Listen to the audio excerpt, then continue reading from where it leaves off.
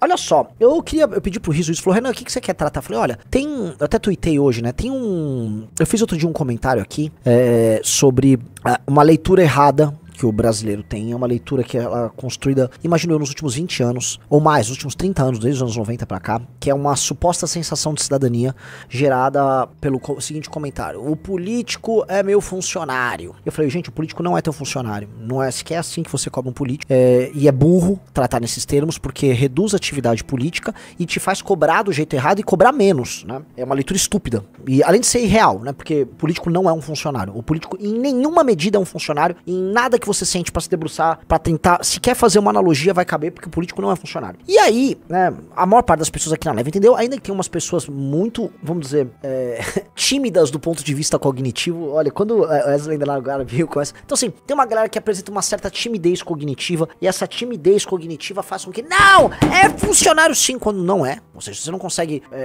né, perceber que essa analogia é uma analogia estúpida, ela é só um chavão, e alguém te explica que você não entende, então realmente você não quer ligar seu sistema 2 aqui, né, e refletir. Mas a maior parte da galera nossa entendeu. Só que aí eu fui ver no Twitter, né, aí me mandaram um print de um perfil, deixa eu pegar aqui o perfil, que é um desses perfis de fazem hate na gente, são tipo aquele Tiff, Gorgonoide, essa galera do raciocínio atrapalhado, é a galera da timidez cognitiva. Não, acho que é isso, aqui ó, Stuart secundário, é um perfil vermelho, tá? E aí eu vi o que o cara fez, né, e eu não sabia que é um perfil que, eu fui dar uma olhada nas outras postagens, porque eu sempre confundia esse perfil, essa postagem, eu sempre confundia esse perfil especificamente com o Esquerda na Net, que faz parte de um universo de, sei lá, jovens esquisitos que se escondem de perfis fake pra ficar dando opiniões que eles não teriam coragem de sustentar com o nome deles. Em geral, o Esquerda na Net até sei quem é, mas esse teve um outro que ficava xingando a gente, que deixou um vídeo online, né, eu botei o vídeo lá que mostrava que o cara entrou em pânico, as pessoas entram em pânico, elas não tem, né, querem ser muito polêmica, mas não tem culhão pra sustentar as opiniões botando o rosto delas, né, é uma posição muito confortável essa de ser um fake, mas tudo bem, né, tô nem discutindo isso aqui. Esse cara, eu reparei que ele usa uma seguinte estratégia, ele fica tentando atiçar briga entre nós e o Nando Moura. Então, tipo, como ele não gosta da gente, ele acha que é um grande estrategista com o perfil fake dele, de ficar atiçando. Então, o que ele fez? Ele pegou um corte, que foi o perfil Pela Missão que fez. Então, o perfil Pela Missão fez um corte falando, o político não é seu funcionário, e botou a foto do Nando Moura lá naquele clipe lá que ele fez, né, botou, entre aspas, Nando Mourismo, porque eu citei a época que é um Nando Mourismo isso, que é um elemento de negação da política. Aí olha o que esse perfil fez, veja só, botou: o Renan acabou de falar que políticos não são funcionários do povo e que os cidadãos devem seguir o que eles ditam e não que eles devem seguir os anseios da nação, kkk. Em nenhum momento eu falei isso, vocês devem ter visto, em absolutamente nenhum momento eu falei que cidadãos não devem, que os cidadãos devem seguir o que eles ditam e que eles não devem seguir os anseios, eu em nenhum momento falei isso. Então naturalmente é uma pessoa de má fé tentando fazer isso. Aí ele vira: o MBL tá se esforçando muito pra fazer a crítica do Nando Moura ficar certa, viraram seita de fato, entendeu? E aí eu fui ver outros posts, esse cara na época do Nando, aí me falaram, não, esse cara vive fazendo fica tentando atiçar, então ele fica tentando atiçar o tempo todo uma briguinha, porque eles devem achar, nossa, vamos pegar esses isentões e vamos brigar e não sei o que, e papapi, papapá, enfim, é meio coisa de bobo, né? Eu já vi que não apenas ele faz isso, mas aquele Tiff, acho que é a mesma turma, Tiff, Gorgonoide, eles fazem isso, e às vezes o militante nosso cai, né? Coisa que eu recomendo: não sigam, não percam tempo, nem entrem no bait de um perfil bobo desse, tá? É uma pessoa que não tem coragem de colocar a cara, mas quer participar do debate, tá? Aí depois, quando descobrem quem é e divulgam o vídeo, aí entram em pânico, mandam uma mensagem pra mim, por favor, não, tire o vídeo aí, né? Tudo uns cunhanha. E aí você vai ver, em geral, sempre tem um perfil mais ou menos menos, um moleque esquisito. Mas não é isso a questão central. A questão central é que essa declaração minha, ela preocupou muita gente. Porque muita gente de ANCAP bobo a Liber bobo, ao negador de política pura e simples, muita gente se vale disso aí como uma muleta, que é uma muleta moral muito cômoda, que é a muleta do eu sou cidadão, o político é o meu funcionário, que é uma coisa típica, assim, nos anos 90 eu ouvia falar disso, e você falava isso como se fosse um exemplo de como você é um cidadão ciente dos seus direitos e como você tá acima do político, né? Portanto, é uma nova visão, que você não é um súdito, você é um cidadão, e que o político está ali para te servir. E eu falei aquilo, e eu repito que isto aqui é uma das coisas que são muito importantes pra gente treinar todos nós do nosso time sobre o que é fazer política. Porque isso é uma noção tão torpe de política, tão tosca de política, tão rude de política, que ela só poderia ser um chavão oriundo dos anos 90. Na verdade, esse chavão tem tudo a ver, inclusive, com a lógica da Constituição de 88, que é uma coisa que nós precisamos superar, tá? O canal do Saitama falou, é senso comum. Não é senso comum. Não é senso comum. Não é senso comum, tanto que as pessoas até falam isso, mas agem de outra maneira. Eu sequer vejo isso em democracias mais ou menos maduras, isso acontecer. Isso aqui faz parte de uma noção de uma nação que veio de um processo de ditadura militar, que já tem ódio da classe política, né? Isso é uma coisa de classe média urbana brasileira, que se constrói com esses chavões de ter raiva de política, e aí entende, não, eu estou numa posição maior do que o político, tal. Entra também aquela coisa meio escolinha do professor Raimundo, tipo, e o salário, olha como eu tô ativo, né? Minha função, né, numa democracia é cobrar. E aí entram, olhando pra vocês, vou contar um pouco da minha história no MBL, pra vocês entenderem isso. Um belo dia, eu tava falando com um cara que era um intelectual, né? E eu tava falando, o Bolsonaro tinha chegado ao poder, e eu tava falando sobre, olha, como o eleitor, né, ele tem uma relação funcional com a gente. O eleitor usou a gente no impeachment, agora o eleitor quer que a gente apoie o Bolsonaro. Eu falei, cara, eu não quero ser visto dessa maneira. Eu não quero ser visto como um cara que o eleitor pega e fala, não, ó, aqui você tem que agora apoiar o Bolsonaro, agora eu quero que você faça tal coisa. Eu não quero, eu não sou uma ferramenta dos humores do eleitor. Até porque a maioria não é inteligente, né?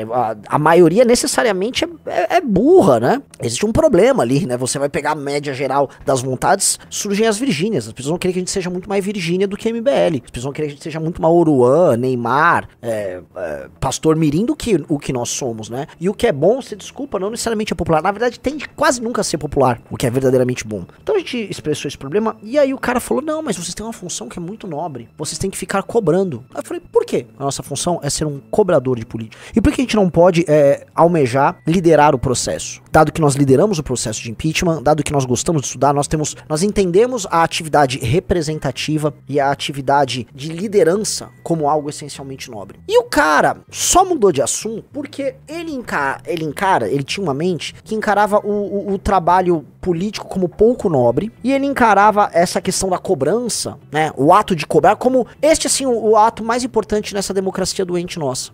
E aí a gente vai olhar direitinho, boa parte daquilo que a gente chama de crítica política de classe média no Brasil, e boa parte da direita brasileira, isso inclui o lavajatismo, entendeu, Riso? Sim. Parte dessa premissa de que sua função social, enquanto cidadão, é cobrar. E no que eu coloco, a função não é só cobrar, a função também é cobrar.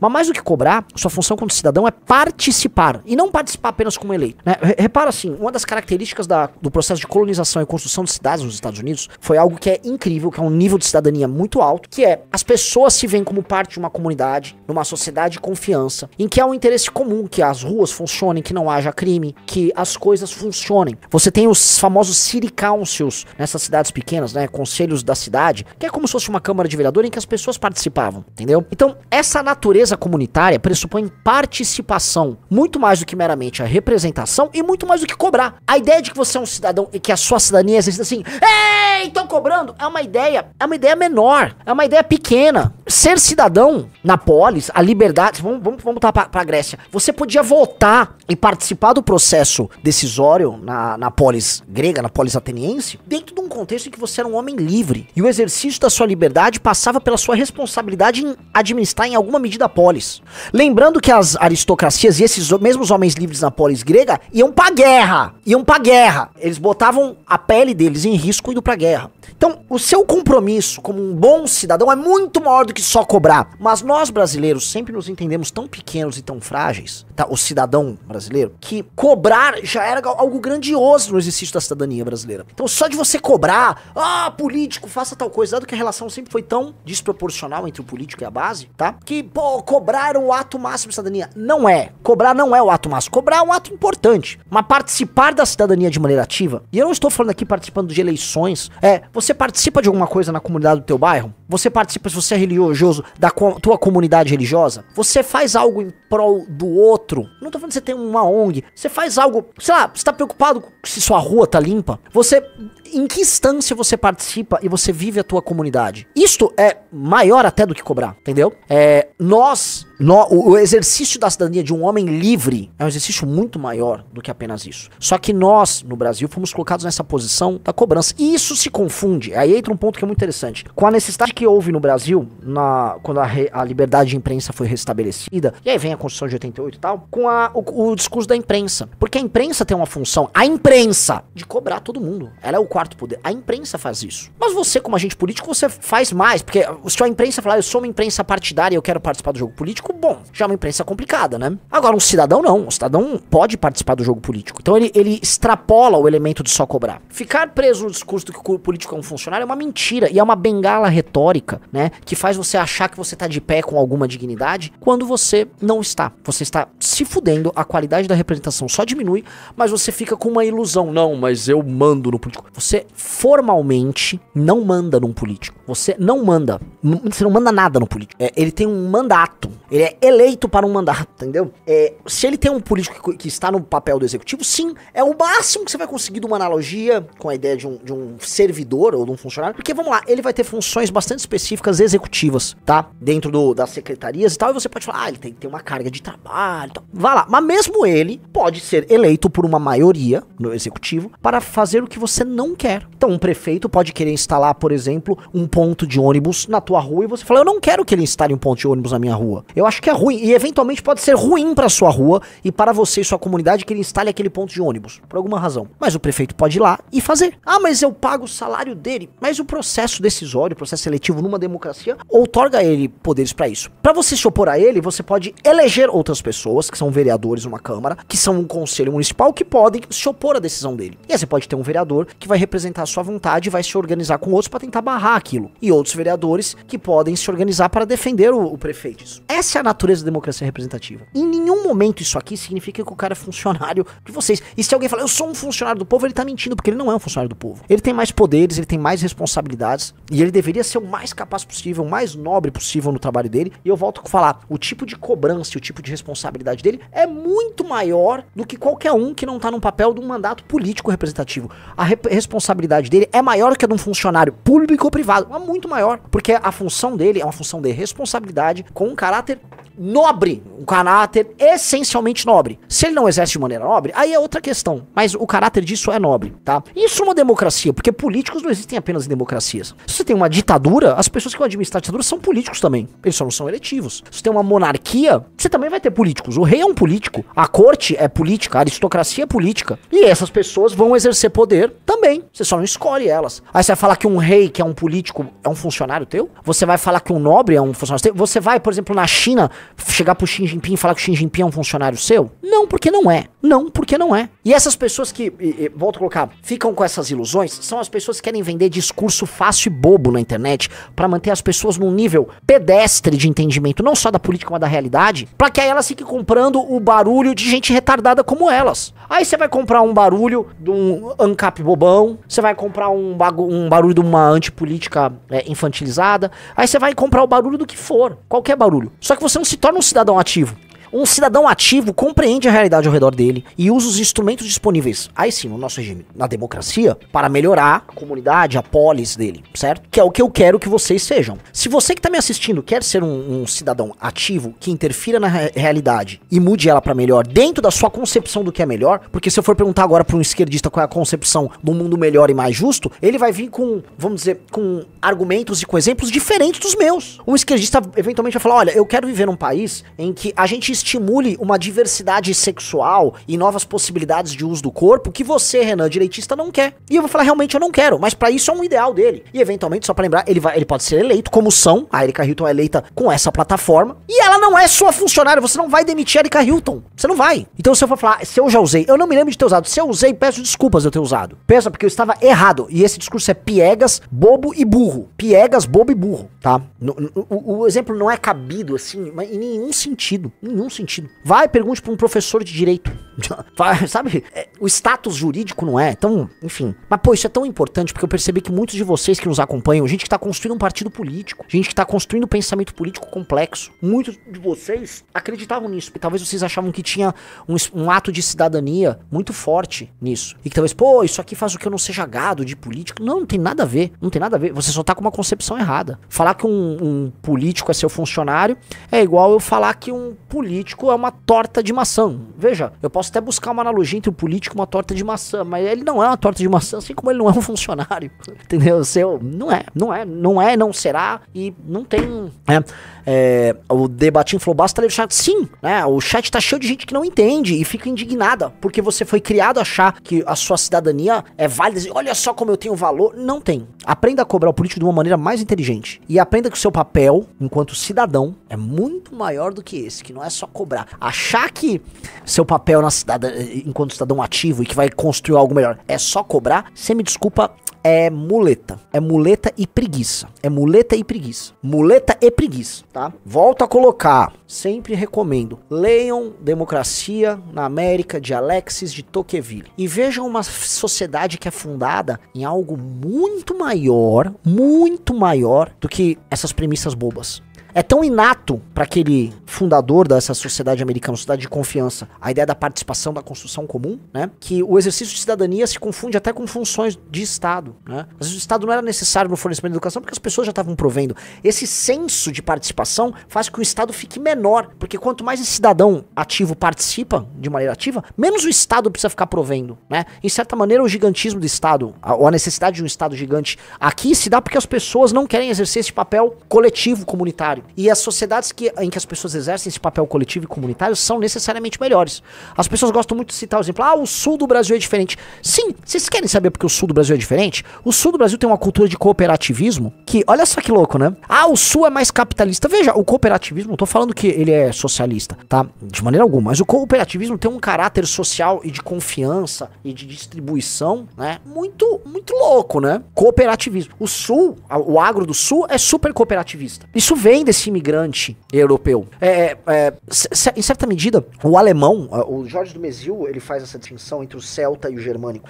O germânico, ele é muito mais cooperativo e distributivista, desde o seu tempo, vamos dizer, bárbaro, né? Do que o céltico. Tem uma coisa diferente entre esses dois aí, né?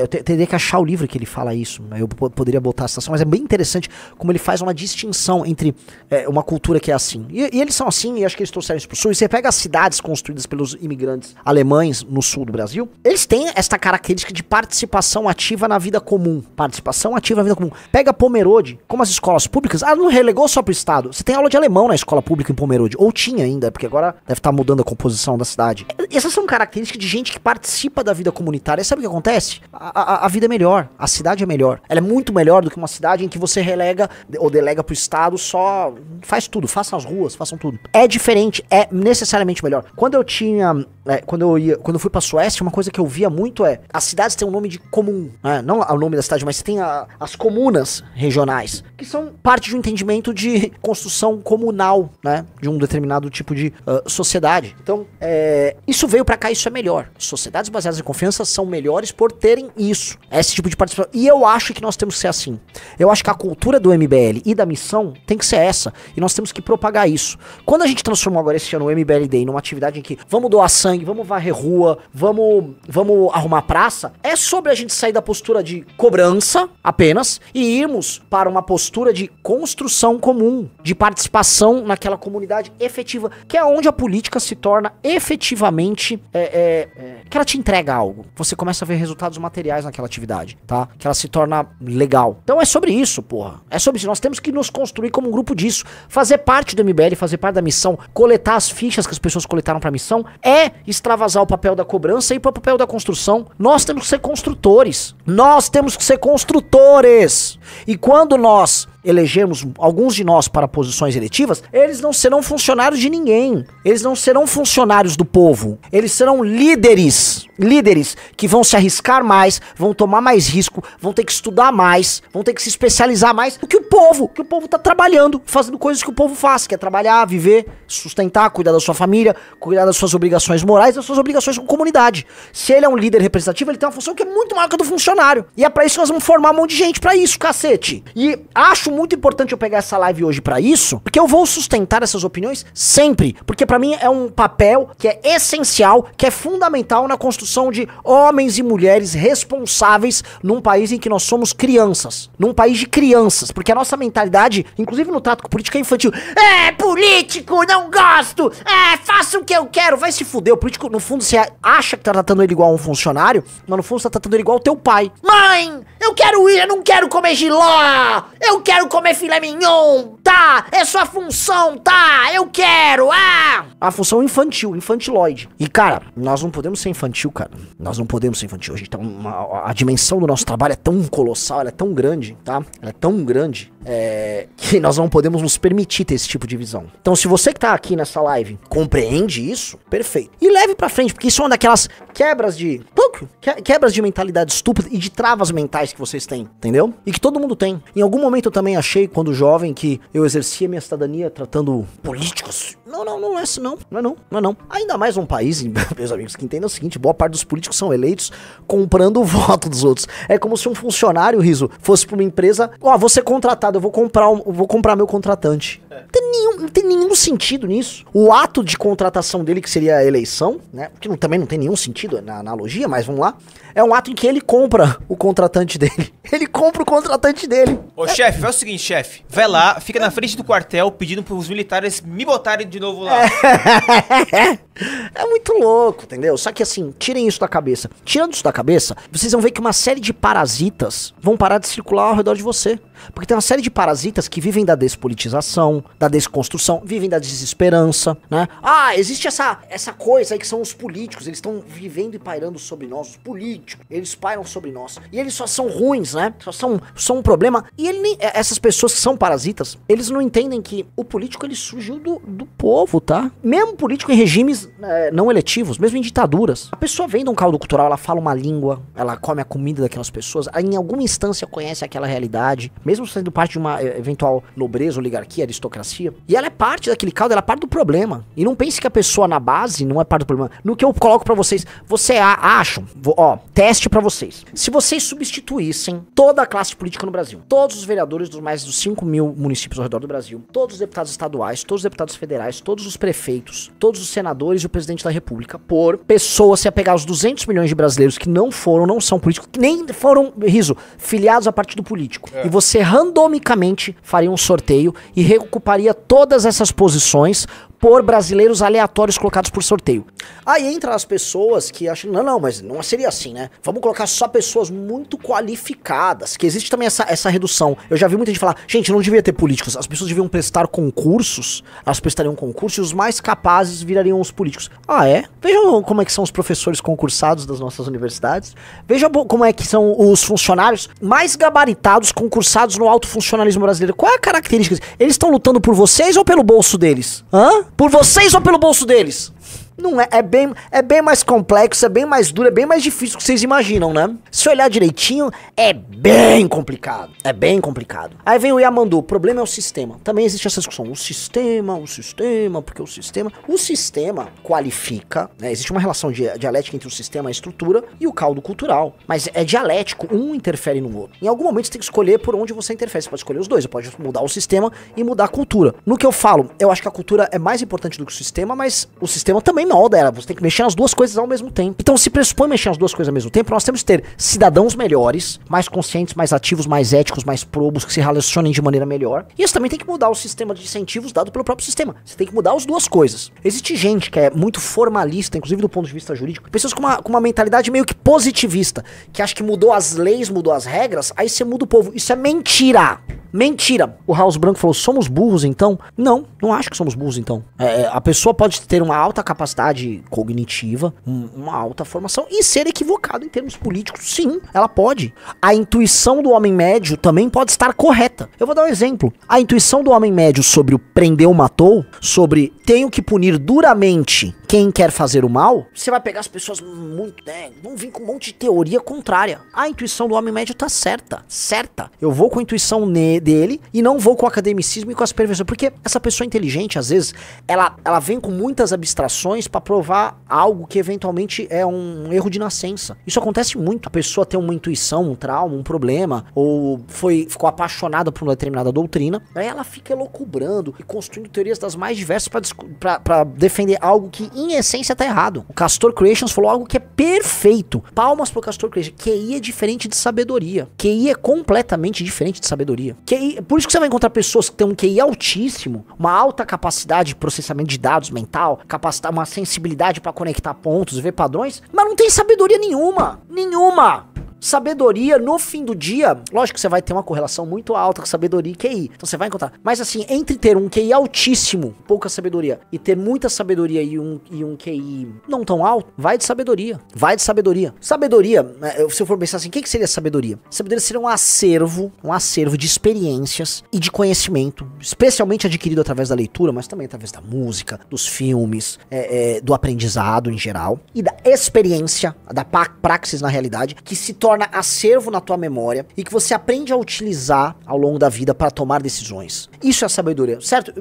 É uma definição renânica, pode ser que eu esteja até errado aqui, mas eu tendo a achar que essa é a definição de uma sabedoria. E esse acervo, ele é cumulativo, você vai acumulando ao longo da vida. Aí você vai adquirindo sabedoria. Por isso que sábio, quando você vai imaginar um sábio, você imagina um velho. Quando você vai imaginar um sábio na montanha, definitivamente não é um moleque de 15 anos. Um sábio, mas você imagina uns caras com um capuz, olhando meio para baixo, velho, em geral com barba, tal, refletindo, ele tá pensando, porque tem tanta coisa acumulada ali, né? Então, a sabedoria é sobre isso, certo?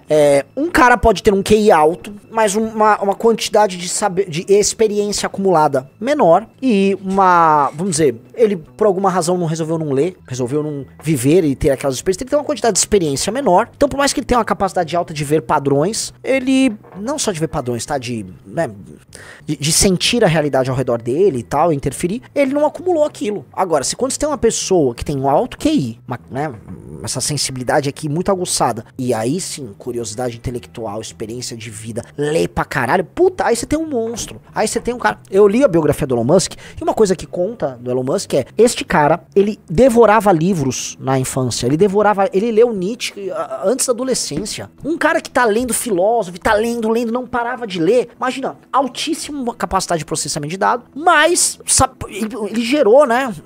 Imagina a quantidade de coisas que aquele cérebro dele consegue correlacionar. Imagina. É muita coisa. Puta que pariu. Aí é do cacete, né? Então vamos pensar o seguinte.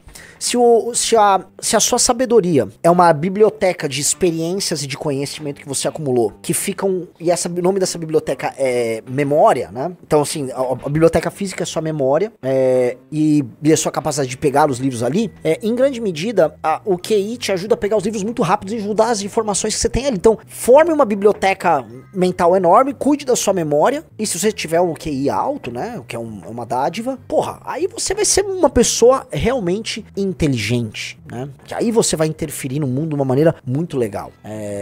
Muito legal. E aí entra as coisas. Ler é mais importante do que ouvir. Ler é muito mais importante do que assistir. Ler é muito importante, tá? E entra várias coisas. Por exemplo, se você ler um romance, se você ler um livro, que é quando eu chamo de romance, muita gente acha que o romance é tipo um livro sobre uma história de amor. Não, o romance é uma ficção, né? Um determinado enredo, tal. Lê aquilo, você vai imaginar os cenários na tua cabeça, né? Aí você pega os seus acervos de memória, você vai construindo histórias, aí você se vê nos personagens. Tem toda uma parada mental que vai te tornando muito complexo. Faça essas coisas, né? E lembre-se, né? Lá vou eu arrumar briga com a galera. Nós, pessoas conservadoras, tendemos a ser inimigos da inovação. E ficamos esteticamente restritos, desconfiados com a mudança, irritados com o novo. Um cara tava aqui bravo comigo, falou: Renan, se eu fosse você, demitido ia ser um marqueteiro, seu cabelo transmite um adolescente, você precisa cortar essa juba, pentear, isso transmite uma mensagem de adolescência, corta e penteia, pelo amor de Deus. Welton, eu não vou fazer isso. Primeiro porque eu posso levantar outros exemplos de vários políticos que têm cabelos bizarros. Milley ganhou a eleição agora, o cabelo dele é parte integrante da persona. Boris Johnson. Vocês podem ir levantando mais um monte. Isso passa uma mensagem, que não é só adolescência. Não conformidade, criatividade. São várias coisas que isso passa. Isso passa o que sou eu. Eu não vou ser o cara que vou ficar engomadinho. Eu não sou esse cara, caralho. Eu não sou esse cara. Pode ser que pelo menos nesta fase da minha vida, que é uma fase muito criativa, eu não queira ser outra coisa. Eu não queira. Não pretendo ser, então eu não vou fazer isso. Só que a mentalidade conservadora do direitista, conformista, em grande medida, ela prende ele. Ela prende. Então, tem um elemento que volto a falar, que é uma relação dialética entre a busca pelo novo, pela ruptura, e a luta pela manutenção de uma determinada ordem, que é a tensão, né? Que é no fundo, a gente pode falar uma tensão masculino-feminino. É um yin-yang que você tem aí, tá? Que é uma tensão central de tudo, né? E que acho que talvez seja a grande tensão do universo, sei lá. E que é uma que pra mim é a base, a meu ver, de uma maneira muito rudimentar aqui, dos pensamentos políticos, né? A luta entre o risco e o risco versus a segurança, entre a manutenção da ordem, a busca pelo novo, a ruptura. Porque assim, se você for essencialmente conservador, você vai ficar mantendo determinadas ordens, né? Se você quer romper com uma determinada ordem porque ela é injusta, você vai precisar em alguma medida ser um inovador e ser um quase revolucionário. Na lógica brasileira, se eu tratar como ser conservador, eu conservar as instituições e a forma de ser do brasileiro que deu nisso, o que a gente propõe é revolucionário, certo? É inovador, né? Não é? Então, eu acho que a gente aqui, tá? Graças a Deus, é uma honra pra mim estar falando com 5.100 pessoas. A gente aqui tem o privilégio de poder falar o que pensa e de poder se colocar numa posição diferente do que a maioria conformista quer estar. Porque a maioria conformista se conforma. E quanto mais, eu já falei isso, inclusive essa semana, acho que essa semana, Riso, foi uma semana de grandes lives. Sim. Eu já falei pra vocês, nunca confie, não pense que você vai mudar o Brasil com pessoas que são famosas e populares. Porque tem um problema de conformação à cultura mainstream, que em alguma medida pode até parecer, né, revolucionário no enfrentamento ao woke. Então eu vou dar um exemplo, né? Muita gente diz, olha, ser conservador é o novo punk, o ser conservador é transgressor, é muito conservador você ter uma família tradicional agora, ou você ser heterossexual é o transgressor, porque eles querem que você seja tal coisa. Calma, eles no primeiro mundo. O woke aqui não é um majoritário. O que é o majoritário no Brasil, galera? O que é um verdadeiro majoritário no Brasil? É o centrão, é o patrimonialismo, é o amiguismo, o familismo, a mentalidade arcaica brasileira. Esse é o mainstream. Então, se você for pensar direito, né, vai vir um dia e falar, não, veja só, nós realmente estamos sendo a contra-cultura. Você está sendo contra-cultura nenhuma. Se você gosta do Neymar, se você anda com um pastor neopentecostal que rouba os outros, se você anda com o Pablo Marçal, você não está rompendo com porra nenhuma. Você é um norme de uma sociedade doente. Você é um norme de uma sociedade doente. E aí eu pergunto, votar, portanto, num Manga, num Nicolas, você vai alterar alguma coisa substancialmente no Brasil, dado que essas pessoas são a representação desses defeitos mais comuns da sociedade brasileira? Não. Por quê? Porque você nos Estados Unidos você não vai fazer assim, é assim lá e vai ser aqui. Por isso quando me irrita muito o jovem de direita que está permanentemente combatendo a esquerda. Pô, tô falando isso porque o MBL fez isso, nós ainda à medida fazemos isso. Combato a esquerda, vou pegar as hipocrisias. Eu mesmo tinha uns vídeos que, engaja, coloque no fim, estou pegando as hipocrisias da esquerda. Para, mano, isso é falso. Porque a esquerda é problemática? Lógico que é. Mas nossos problemas não estão restritos à esquerda. Eu digo mais, a esquerda é pequena comparada com a dimensão do problema cultural essencial nosso. Ela é pequena nisso, porque se for olhar direitinho a esquerda brasileira, grande parte da crítica que a gente faz é que ela é corrupta, ineficiente, patrimonialista e carguista. 4 características que antecedem a existência da esquerda no Brasil. São características, né, desse Brasil arcaico aqui que a gente faz parte, que você vai encontrar na direita, as 4. Aí sim, vai entrar, vamos dizer, a sabotagem econômica, vamos dizer, certas afiliações pouco democráticas a determinados grupos, o terraplanismo em muitas áreas, normalmente economia e tal. Tá, você vai ter isso, tá? São características bem presentes na esquerda. Agora, as outras são muito brasileiras, né? E eu acho que a gente tem que, se a gente quiser mudar o Brasil, a gente vai ter que entender o seguinte, a esquerda é parte do problema, só que essa mentalidade, esse brasileirismo aí, né, que se expressa em todas as outras coisas que eu citei, porra, isso é muito maior do que a esquerda, mas muito maior. Quem é maior, Pablo Vittar ou Gustavo Lima? Gustavo Lima. O Gustavo Lima é representante da mentalidade Brasil True. E o Pablo Vittar, Pablo, é do esquerdismo progressista. O Gustavo Lima é em muitos graus de magnitude maior do que Pablo Vittar, entendeu? Muitos graus de magnitude maior. E não é que é bom, é diferente e ruim. Não tô falando da música dele, tô falando do que ele representa. É diferente e ruim. É diferente e ruim. Eu não acho que a gente vai conseguir nessa sociedade de conhecimento, no mundo que tá indo pras automações, inteligência artificial, numa luta bizarra que nós temos que ter pra construir sociedades baseadas em confiança, tá? A gente não vai conseguir fazer isso repetindo os erros da alma, do espírito do brasileiro, que todos os nossos políticos de direita professam. Eu não quero fazer isso. Ah, pô, isso é muito difícil. Isso é muito difícil. Lógico que é. Agora, quem aqui acha que a gente precisa fazer isso? Ah, Renan, você vai viver no mundo do Gustavo Lima ou do Pablo Vittar? Vou viver no mundo do Gustavo Lima, né? Mas ele não vai em lugar nenhum. Esse mundo do Gustavo Lima não vai a lugar nenhum. É um mundo, ele em si também, tosco e estéril. Posso dar mais uma palhinha nessa sua tese que estamos falando essa semana?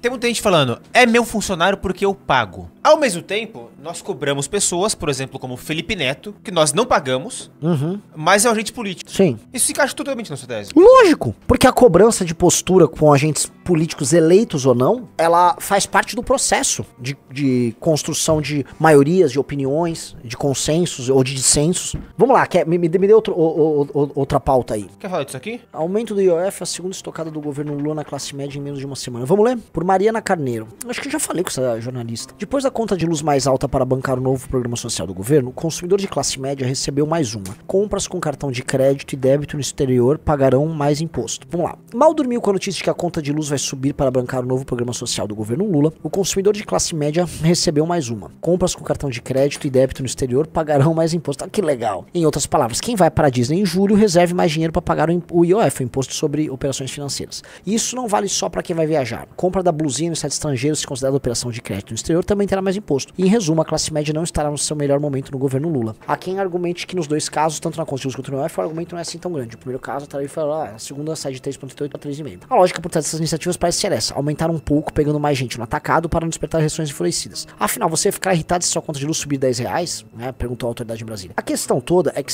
é mais um instrumento de transferência de renda de um eleitor que não é do Lula pro eleitor do Lula. Que é assim que o Lula numa guerra faccional faz. É, amigos, assim, na guerra faccional brasileira, o PT, ele tem um lado muito claro, que é o lado do eleitor dele, que ele precisa pegar e explorar. E eles vão lá, eles vão pegar no seu bolso, que você que tá me assistindo em geral, ou faz parte de uma família economicamente ativa, ele vai tirar do teu bolso e vai dar ali pro eleitor dele. Esse é o game. E aí entra uma outra parte que eu acho que é bem engraçada quando a gente vai falar disso, voltando pro lance do político é meu funcionário. É riso. Um dos argumentos do político é meu funcionário é porque eu pago o salário dele, né? Certo. Primeiro que o seu share do seu pagamento, ele é irrisório, né? Como se ele tivesse, não, eu gasto milhões pra pagar o político. Não, você gasta bem pouquinho, né? Mas não é sobre isso. Naturalmente é uma contribuição geral da sociedade. Agora, dado que a arrecadação acontece de maneira bem, né, diferente, né? Em geral, quem paga mesmo o político é quem é um cidadão economicamente ativo que paga, né, que paga imposto, certo? Logo, em grande medida, quem paga mesmo o político são as pessoas economicamente ativas que, em geral, não votam na esquerda, por exemplo, certo? Certo. Isso gente, eu estou citando apenas informações de pesquisa, informações de IBGE, coisas básicas.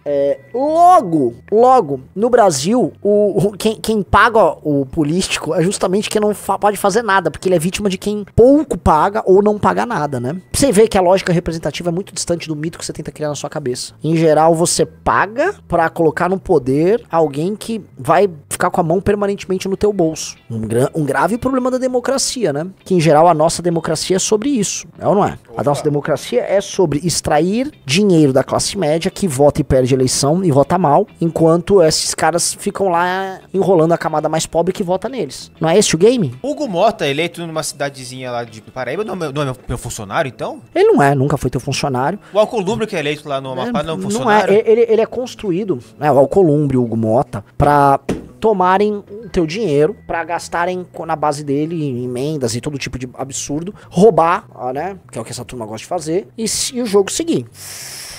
O jogo que segue, né? Esse é o jogo. Esse é o jogo da democracia, da absolutamente doentia democracia brasileira. A democracia brasileira, ela é doente. Aí eu entendo quem fica niilista. Eu compreendo quem fica completamente niilista e compra esses chavões só pra eventualmente não ficar completamente louco, né? Porque você pode comprar um chavão que te dê um pouco de dignidade, tipo, o político é meu funcionário, eu vou cobrar, só que, sim, isso talvez te dê algum tipo de ancoragem pra você escapar da realidade. Você se ancora num mundo fictício, em que você é um cidadão. Você não é um cidadão não, você é um espoliado, tá? E aí, se você fala assim, se você partir da premissa que você é um espoliado numa democracia doentia, que é a democracia brasileira, o que você vai fazer? Você vai ficar xingando ou você vai, veja a palavra, se organizar? Você vai ter que se organizar. Se você não se organizar, você só vai se fuder. Se você não se organizar, você vai se fuder. O problema, você também pode se organizar errado. Existe uma coisa que vamos dizer, a doença infantil da classe média brasileira, que é hoje o bolsonarismo. O bolsonarismo é a doença infantil da classe média. Tá lá, não, eu vou votar num político que está atacando a esquerda. Aí vota num retardado mental que vai lá e vai ficar te espoliando junto também, enquanto finge que luta por você. Veja como o trabalho é muito árduo. E não é só conscientização, você vai ter que criar massa crítica através do trabalho comum. Difícil, galera. Difícil. Só que esse tipo de diagnóstico que eu tô falando, a galera não quer ouvir, a galera não quer saber. A galera caga pra isso. A gente tem que olhar experiências que a história nos dá sobre exercício de poder e estratégia e também que os nossos adversários têm. Nossos adversários, tá, estudam guerra política o tempo todo. A vida pra eles é uma guerra política, eles são revolucionários. A vida pra eles é sobre como destruir os adversários deles, sobre como se infiltrar, sobre como se organizar, como se motivar. Porra! Puta que pariu, cara. O canal do Sertão falou, são inescrupulosos. São inescrupulosos. Só que tem algo na natureza deles. Eles não cedem poder, cara. Portanto, no jogo, dentro da democracia, como eles não cedem poder e como eles estão loucos pra subverter a ordem, eles têm vantagens comparativas muito grandes. Como eles têm vantagens comparativas muito grandes, a história mostra que nessas democracias ocidentais, eles vêm vencendo, se não com uma tomada total de poder, vencendo de determinadas áreas, certos jogos. Eu posso dar um exemplo, né? O mainstream universitário, jornalístico, jurídico e a forma de pensar hoje, ela acompanha tendências progressistas ou conservadores nas democracias ocidentais? Todo mundo sabe que é essa tendência desse acúmulo da formação de elites com essa mentalidade progressista, não necessariamente comunista, mas mais à esquerda progressista. Todo mundo sabe, né? Se você negar isso, eu vou ficar preocupado.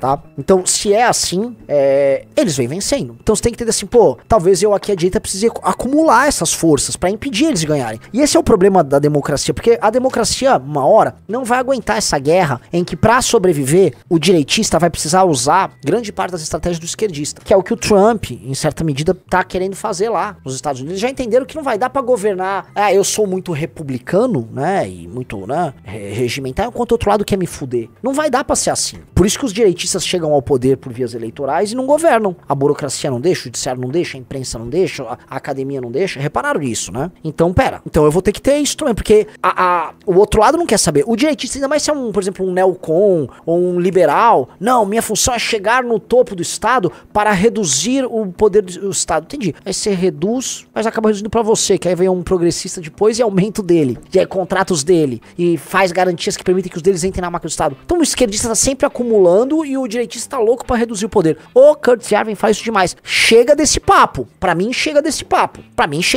Por isso que eu falo, olha, o dinheiro investido em ONGs gringas, utilizado pra influenciar o debate político no Brasil, tem que ser proibido. O George Soros não pode influenciar o debate no Brasil. Ah, mas e a liberdade de expressão?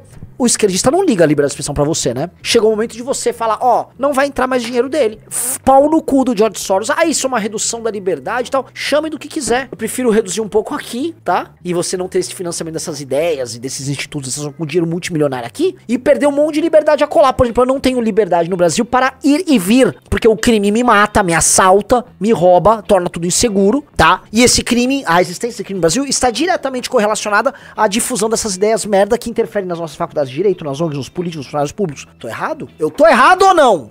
Então, vou ter que ser meio duro nessa área. E o Bukele não fez isso? O Bukele não foi assim? Então vamos ter que ser assim, caralho. Ou vamos ficar querendo ser a virgem no puteiro e o bonzinho no mundo que todo mundo é mauzão. O escoteiro.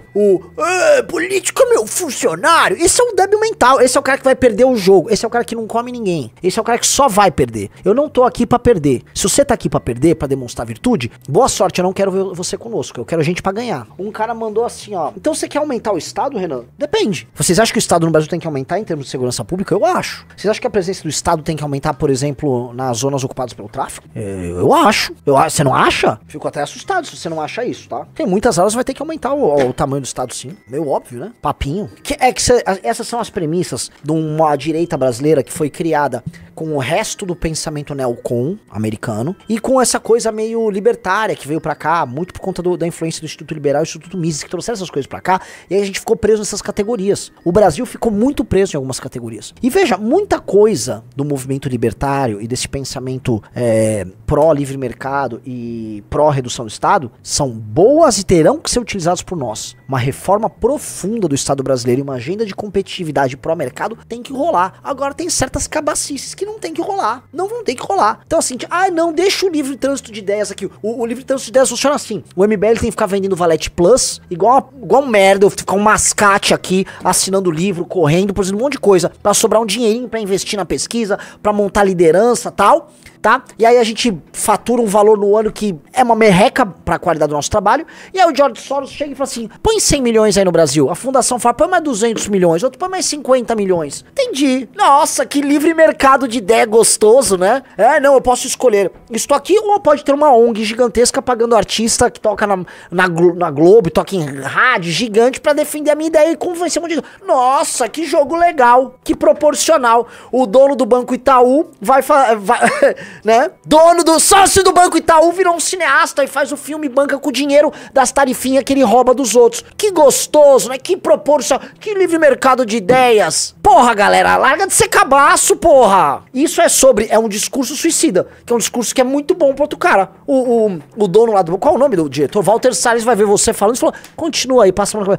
Isso, continua aí, muito bom, você tá indo muito bem, continua aí. É isso aí, livre mercado de ideias, ó. Aqui, cara, já chega, eu não... Se for pra ir pra essa conversinha, eu tô fora, que eu não quero ficar perdendo. Se for pra ir, for pra adotar a estratégia que ajuda o Walter Salles, eu não tô dentro, eu quero foder o Walter Salles, eu não quero ajudar o Walter Salles, você tá entendendo? O Walter Salles, ele e a família dele fodem centenas ou dezenas de milhões de brasileiros todos os dias, com produtos financeiros malandros dentro de um oligopólio bancário brasileiro, pra depois fazer filme diários de motocicleta sobre o Che Guevara, e ainda estou aqui. Ai, mas veja só, eu quero foder o Walter Salles, eu quero acabar com o oligopólio dele. Quero acabar com o oligopólio dele, caralho. Eu não quero ajudar ele. Ele é meu inimigo, ele é seu inimigo. Ele financia seu inimigo, ele financia quem tá te taxando. Existe uma relação direta entre essa cobrança de taxa de IOF que tá vindo no teu bolso agora. Relação direta entre isso e o aumento da conta de luz que vai cair por conta de um governo de esquerda que tá aí. Muito porque as ideias que o sustentam são tocadas por gente como ele.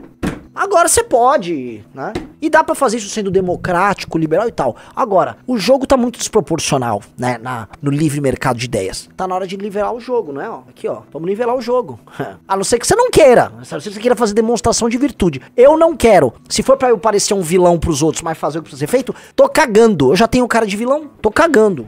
Você tem 30 minutos pra parar com isso, Renan. Veja só, o Likes OFC, veja só a mentalidade, infelizmente, infantil da galera. Aumentar Estado? Eu me acordo às 4 da manhã pra ir trabalhar e você quer que o imposto aumente para sustentar o Estado? Você acha que aumentar o Estado é só aumentar imposto? Cara, realmente, cara, você entende que o QI da galera é de temperatura ambiente. É essa galera infantil de internet. Tá maluco, Renan? Se quiser humilhar as pessoas, diga, gente, rapaz, não tô querendo, você tá se humilhando falando coisas muito burras, cara. Muito burras. Eu vou dar um exemplo. O Estado brasileiro custa demais, mas ele é pouco efetivo. Vamos dar um exemplo, tá? Quem tem uma carga tributária maior incidindo sobre a sua população? O Brasil? Vamos botar os Estados Unidos. Quem tem uma carga tributária maior incidindo sobre a sua população? Vamos botar o Brasil ou vamos pegar qualquer país em desenvolvimento. Agora, quem está mais presente na vida do cidadão de maneira correta? Por exemplo, garantindo segurança. Que, em tese, deveria ser uma premissa do Estado liberal, né? Garantir vida, liberdade e propriedade. Garantir a ordem, a segurança. Brasil que não é, né? Então, sim, uma coisa é você falar que o gasto do Estado é alto, o que todos nós concordamos, né? E que a cobrança de imposto é alta. Outra é a presença do Estado onde tem que ter. Isso significa que o nosso Estado, além de cara, é ineficiente. Eu quero que ele seja muito presente onde precisa estar presente, mas presente pra caralho. E que custe barato. Se você tá achando que isso é aumentar imposto, é que você tá tão infantil no teu raciocínio, mas tão infantil, que você acha que aumento do Estado é aumento da carga tributária. Não! O Estado tem que diminuir muitas áreas. Por exemplo, o Estado tem que sair praticamente toda a vida econômica do cidadão brasileiro. De praticamente toda a vida econômica. Mas definitivamente na garantia da lei e da ordem, o Estado tem que estar presente. Eu acho que o Estado tem que estar presente, por exemplo, de maneira muito clara, em ajudar as famílias mais pobres a terem uma formação educacional condizente com o mundo de hoje. Porque há um problema que as famílias mais pobres sequer sabem dar o valor na educação. Elas sequer sabem cobrar a escola pública merda que os filhos dela têm, porque elas não têm um referencial pra isso. Portanto, o referencial do que será uma educação boa não vai partir delas que estão na base, porque elas não têm esse referencial. Vai partir de alguém que tá mais acima. E o Estado vai ter que bancar essa merda. Portanto, o Estado vai ter que estar muito presente de maneira efetiva, gerando educação. Não tô falando de criando uma estrutura burocrática, mas gerando resultados práticos. Pô, isso é meio óbvio. Isso é meio óbvio. Novamente, isso é consequência desse pensamento infantilizado que que parte do movimento liberal / libertário do Brasil deixou nas pessoas. Que é um pensamento infantilizado. O Gabriel se falou, esse pessoal fica terceirizando o raciocínio, e aí que entra Nicolas, Erika Hilton, Bolsonaro. É isso. Né? Você não tem uma capacidade de reflexão, aí entra qualquer um, te joga um estímulo bobo, você é isso!